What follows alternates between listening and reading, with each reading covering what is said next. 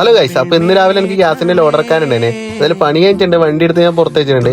രാവിലത്തെ കുളിയെല്ലാം കഴിഞ്ഞ് ഞാൻ നേരെ സ്റ്റാൻഡിൽ എത്തിയിട്ടുണ്ട്. സ്റ്റാൻഡിലൊക്കെ വന്ന് നമ്മള് ചെങ്ങായിമാരെ കണ്ടേട്ടാ. ഇവനെ കണ്ടിട്ട് കുറെ നാളെ, ഏതായാലും അവനോട് കുറച്ചേരം വർത്താനം പറഞ്ഞേ. എന്നാലും അത് വാവാട്ടം വിളിച്ചിട്ട് ചീമേന് വണ്ടി വയ്ക്കാറുണ്ട്, നീ പോയിട്ട് ലേശം എണ്ണ വിളിച്ചിട്ട് വന്ന്.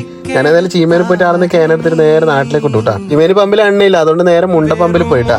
അവിടെ നിന്ന് എണ്ണ അടിച്ചിട്ട് നിൽക്കുമ്പോൾ നമ്മൾ ഉണ്ണിയാട്ടനെ ഈ കാണുന്നതാണ് ഉണ്ണിയാട്ടനും നിധിയാട്ടനും നമ്മൾ ഗ്യാസിന്റെ അവിടെ വണ്ടി എടുക്കുന്നതാണ്. ഏതായാലും അവരോട് പറഞ്ഞ എണ്ണയും മഞ്ചി ഞാൻ നേരെ വിട്ടുട്ടാ. എണ്ണ ഏതായാലും അവർ കയറ്റി കൊണ്ടുപോയിട്ടുണ്ട്. അതെന്ന് ഞാൻ മിൽമേലൊക്കെ വന്നിട്ടാ ഒരു ചാക്ക് തീറ്റ എടുക്കണേ. ഏതായാലും വണ്ടി അവിടെ വെച്ചിട്ട് ഞാൻ തീറ്റ എടുക്കാൻ വേണ്ടി കയറിയിട്ടുണ്ട്. തീറ്റേന്റെ ലോഡ് ഇന്ന് വന്നതാണ്, ഇന്നലെ വന്നിട്ട് എനിക്ക് കിട്ടിയിട്ട്. ഏതായാലും ഒന്നെടുത്തിട്ട് ഞാൻ നേരെ വണ്ടിയിലേക്ക് ഇട്ടിട്ടുണ്ട് കേട്ടാ. തീറ്റ ഞാൻ അവരെ വീട്ടിൽ കൊണ്ടിറക്കിയത്. അത് വെച്ച് ഞാൻ നേരെ ചെറുത്തൂരേക്കാണ് കേട്ടോ വന്നു. എന്റെ ചെങ്ങായിമാർ ഇന്ന് പോലായിട്ടാ, അവരെ കൊണ്ടാക്കാൻ വേണ്ടി നേരെ വന്നിട്ടുണ്ട്. ചെറുത്തൂരേക്കാണ് കേട്ടാ.